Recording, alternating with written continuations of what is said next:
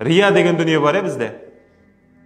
Егер бір жақсы амалды істесең, оны біреуге көрсетсең, о рия болады. Ал енді салауатта ондай жүрмейді екен ғой. Мысал ретінде, мен тәсібім қайдан? Мен отырдым, мен мынанша салауат айттым деп сіздерге көрсетіп шықтым да, салауат айтып жүріңіздер деп қойдым. Ода рия жүрмейді екен. Бұл ғибрат ретінде кетеді екен да. Айта беру керек. Салауаттың пайдасын айта беру керек, және салауатты айтуымыз керек екен басқаларға да ескерте беруіміз керек.